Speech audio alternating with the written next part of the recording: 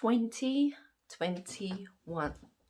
It's March 30th, and lash businesses in the UK are keeping their fingers crossed that they can get back to work on April the 12th. I'm sure there are a lot of long-standing businesses who have a really nice long book of customers already who are begging to get booked back in for their lashes to get redone, right? Now, that's awesome. But what do lash beginners do? I mean, for all of us lash veterans out there, I began lashing it back in 2010.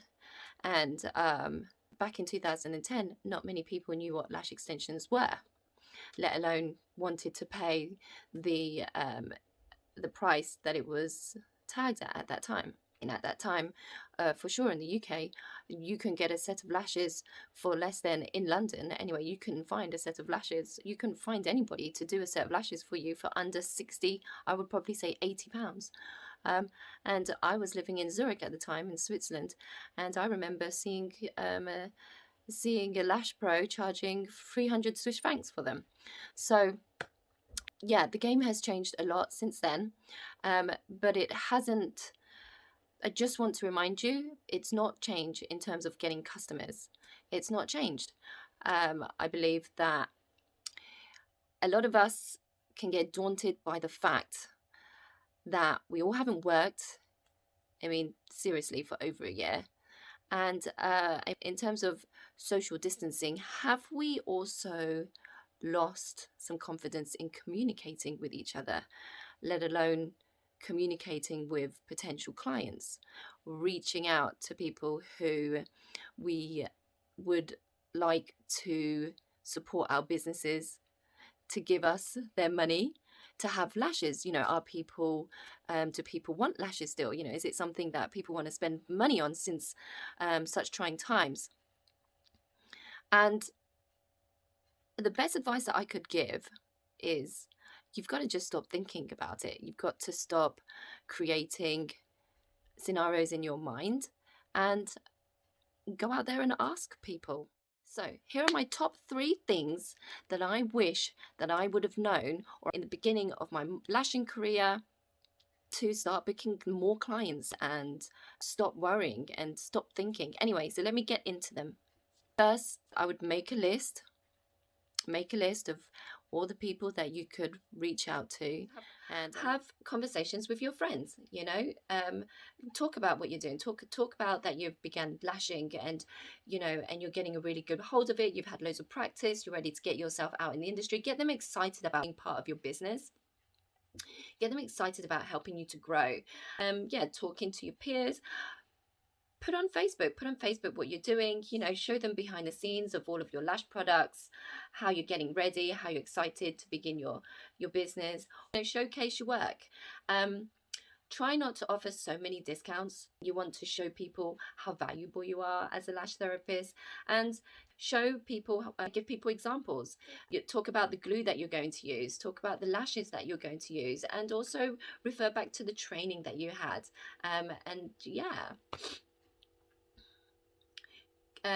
And not only will that create some awareness for who you are and where you are, but your other clients, your regular clients, they're going to see you show up as well. So showing up for yourself is going to encourage people to show up for you. People are going to want to be around your energy. They're going to want to come to you. They're going to want to contact you, and they're going to want to book in an appointment with you. And there'll be no questions asked about the price that you're going to charge. You know what your prices are. Be also clear about your prices. So you want to make sure, you want to be salesy, right? In a dream world, you'll put a quick ad on your Facebook saying that you do lashes, and you'll get hundreds of people messaging you back, oh, can I please come and see you? Can I make an appointment now? In an ideal world, that would be amazing, wouldn't it? That would be so easy. And if that's working for you, then that's awesome. But it doesn't work like that for everybody, and I made loads of mistakes when I first started out. And in 2010, I could say that, it's not 2021, but it's still as quiet. Anyway, so let me get into them. Get into a conversation with them. Don't just book in their appointment. Have a conversation with them. ask them, you know, like, when was the last time they've had lash extensions? Because who knows, maybe it was during COVID, or, you know, maybe they had an appointment, you know, when it was available, like in July or something. You know, maybe they've had lash extensions recently. I mean, who knows? But you know, ask them, you know, did they do a lash lift? Did they try this? Did they put on some false lashes, you know, for fun? What have they tried? Like, get to know what your clients have been doing before they actually come to see you for lashes. And then what you really, really should do, I really recommend this, even if they've been coming to see you forever, ask them what kind of look that they would want to achieve in this lash appointment with you.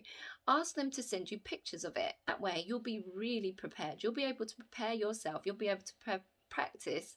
And more importantly, you're going to be able to order in, just say you don't have the lashes, because since a whole year, you know, there are so many new lash trends that have happened, and there are different lashes. There are lashes that are a 0.03 now, which are so popular, whereas before it wasn't so. I mean, before, us as lash therapists, we were able to just, now I didn't do this, but a lot of lash therapists were able to just give clients a set of lashes. I mean, the client pretty much had no voice in the matter, right? So and now, with so many people being stuck at home, there are thousands of lash therapists now online and posting up pictures. And then there are loads of actors, actresses, their friends, you know, there are lots of photos and filters. Remember, there are so many filters on social media that give you lashes. So a lot has changed, and rather than for us to try to keep up with all of them and be completely overwhelmed and nervous when we have a client come into our bed, it's better to just ask your client and really take a note of her answers and ask her more questions on her answers to really get down to the nitty and gritty of what she likes. Okay. And get her to send you a visual. A visual is the best. And then you want to ask her about the state of her own lashes. I mean, who knows? Maybe, you know, after a year you can develop allergies. So maybe her lash health has changed. Maybe her lashes have become thinner, or maybe she has been wearing serum and her lashes are now so much longer. So get yourself a picture of her natural lashes, as well as asking her what the state of her natural lashes are, and also get her to send you a picture of the lashes, the kind of lashes that she really wants. Yeah, I mean, you can see, right? You can see how you would be so much better prepared for your appointment. You'd feel so much more confident, and your customer is going to be so excited to come and see you because, you know, you've paid so much attention to her, and you've really put a lot of thought into making sure that she's going to enjoy her appointment and leave with like amazing set of lashes. And then on top of that, if you can imagine, after finding out your whole customer's profile, what she wants, what she needs, what she's looking for, and how much she's willing to pay, as well as the amount of time that she's willing to stay with you to get the certain lash look that she wants, like everything's been agreed, right? Almost everything. So when you get to the appointment, you know, it's pretty much like you don't even need to talk to her. Right? You don't even need to catch up anymore. So do you see what I mean? Like your client can lie in the bed, close her eyes, and pretty much fall asleep, and you'll just get to work.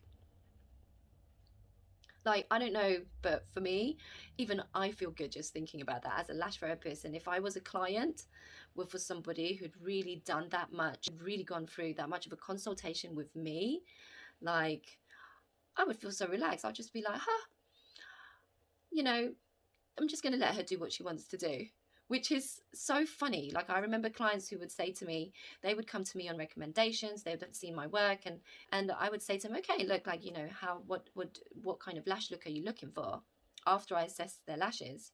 And they would say, oh, you know what, I trust you, just do whatever you feel. And I would be like, oh my God, you can't say that to me. That stresses me out. That gives me anxiety, because I want to do what you want me to do. I don't want to just do something and then, you know, just expect you to like it. So for me, that was how I ended up getting comfortable with going into so much detail with my client. And to be honest, yeah, I mean, it was really nice that they trusted me already, but I didn't actually appreciate the fact that they trusted me and thought, wow, you know, like, just do whatever you want. Like, that literally gave me anxiety. So I don't know, I guess I'm reversing the whole thing, and I'm just trying to kind of create I'm just trying to like translate this over to you. You know, I mean, definitely as a lash beginner, I think I feel like this is handy. So if it's not handy, like if it doesn't, you know, if there's something, if I'm missing something, like please do tell me in the comments, okay? What else? Let's see, it's 20. Yeah, so taking myself back to 2010 when I didn't have any clients, plus I didn't speak the language. What should I do? What did I do? What I did, I remember finishing my course, I was told to first practice. Okay, so I did that. I practiced on my female friends, I practiced my mum, family, I practiced on my boyfriend, and I managed to grow my confidence that way. Okay, so that was good. But the next problem was getting clients. And how was I going to get clients? Well, in today's day and age, you've got social media, you've got Facebook, email addresses, you've got Facebook ads. You can even leaflet drop if you want to. I wouldn't suggest leaflet dropping anymore, although if you do have a printer at home and you do want to leaflet drop, then by all means make yourself a nice little poster, not a large one, just a little one, just to introduce yourself locally, to let people know that you are actually operating in the area. I wouldn't say book an appointment with me, but just ask them to take a look at your Instagram, take a look at your Facebook page, email you if they have any questions. Yeah, and you know, like you could offer them a you know, a newbie discount, a first time discount. That would be awesome. A really great opportunity to meet you, and yeah, and be a part of your lash community online. So that just kind of generates, it creates a little bit more trust for you, and it just puts your name into people's homes. You know, they might decide to look you up. That would be awesome as well, right? Wouldn't that be cool? Could also, so really and truly, you know, it's just to get yourself out of thinking about what your clients want and just ask them.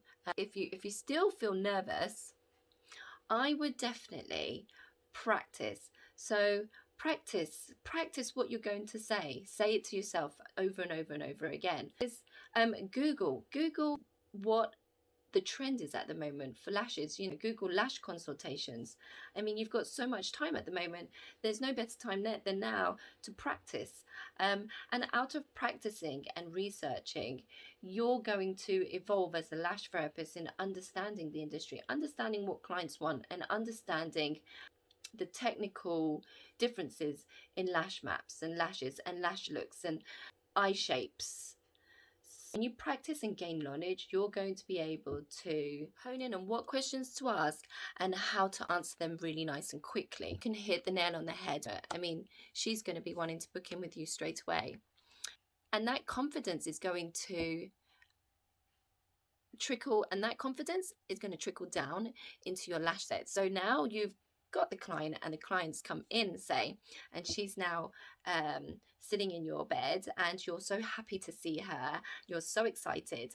Now imagine if you didn't take the time to practice lash sets, if you didn't take time to understand lash maps again, if you didn't take time to get agile and to set up your products correctly and to practice and make sure, you know, you want to make sure as well that your products are good to work with. I mean, it's been a long time, you know, glues get oxygenated, primers, the cleansers, you know, things like that. So you really just want to get yourself really used to doing all of that again, because I mean, I don't know about you, but definitely for me, I've been doing lashes for 11 years, but yeah, when I picked up, you know, a couple months ago, my tweezers and my lashes to actually begin lashing, I find myself like faffing about so much, and I was almost confused again as to, okay, eye shape, like whereabouts do I, want a fan? Do I want to put this fan? How do I mean, I was a mess. I was an absolute mess.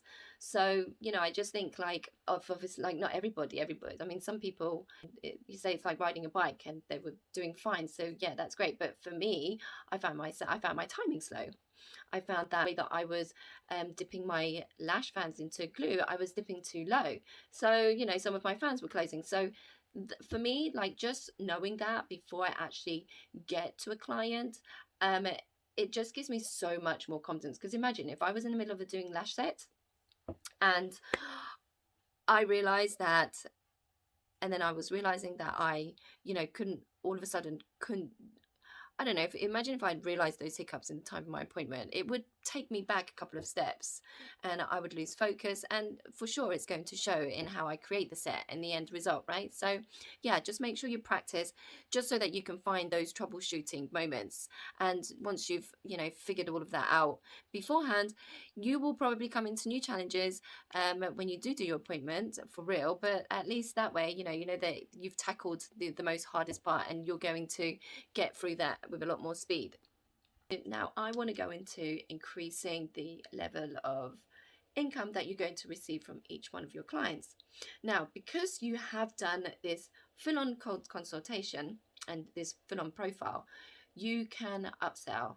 And I really, really, really recommend upselling to your client, like always upselling. So, for example, if you know that your client has, check out her skin, check out her lips, you can offer her a face mask while you're putting on, like, don't just stop at the eye patches. Order some face masks in bulk and then retail those at an extra £10 a treatment. I mean, this is awesome, right? I mean, your customer, she's not going to get the same, she might not even have the time. I mean, yeah, face masks, the lip masks, and then actually sell her if she's already purchased, because you already also know that she's purchased some lash serum, or she needs some good cleanser, she's not been using a very good eye cleanser. Like, upsell her and upsell her the after kits, recommend the after kits, like, do all of these little retail things. And there you go, you could make an extra 120%, 150% on your clients. So you could have made an extra £20 or even an extra £5, whatever. Like, even if it's £5, that's so awesome. Women aren't really going shopping at the moment either. They're not really able to purchase really good creams, I mean, unless they're ordering it off online. But it's nice for you to even, like, get her to try different things, so that you could entice her to purchase something in the future, or like create a little mini shop on your Facebook page. Set yourself up with a Stripe account, set yourself up with a PayPal account, or just take a bank transfer. However you want to do it, just make sure you do an upsell. And if you're not upselling retail products, you could also have an affiliate code for products on Amazon. Like, every time that you're going to recommend a product or something to your client, make sure it's a product that you are actually getting a cut off as well. If you're going to send somebody to a link, there's so many different ways of doing that. I mean, that's a different course, right? I'll talk about that another time. But I'm so sorry, like, I said 3 things, but this is another thing. So the last thing that I'm going to talk about is following up with your clients. Like, make sure you follow up with them. And follow up with them relentlessly. When I say relentlessly, I don't mean it in a way where you're going to annoy her. Ask her how the lashes were, how the lashes are doing. And just remind her, don't ask her, remind her that in 3 weeks' time, she's going to want to book in for another appointment. Like, don't think that you're annoying your client. Don't think that you're pushing her. Do it in a way that shows her that you care, do it in a way that, and you can also compliment on how much you enjoyed having her as a client and having her on her books, and that you would be honored to be able to see her again, to schedule her. And yeah, I guess that's it, guys. I hope that those have been helpful to you. I hope that they've just kind of taken a little bit of a weight off your shoulders and cleared a little space in your head, so you don't have to worry about how you're going to get back into the lash swing again. Or I guess I just hope that it's a little bit food for thought. It's just, if you like listening to me rambling on about lashes and lash business, then please do take the time to like this video for me. I really feel like I need to start talking about what it is that I do, and I just want to start getting some of this information out of me. I feel like I need to do that. But yeah, if you click the notification bell if you want to see some more videos, I'll be recording many more, and I'll be uploading them hopefully by the end of this week. So do watch out for that if you can. Too, you can follow me as well. I am on Facebook at Lana Lashed, as well as Instagram. Yeah, so thanks for watching, guys, and I'll see you in the next video. Ciao.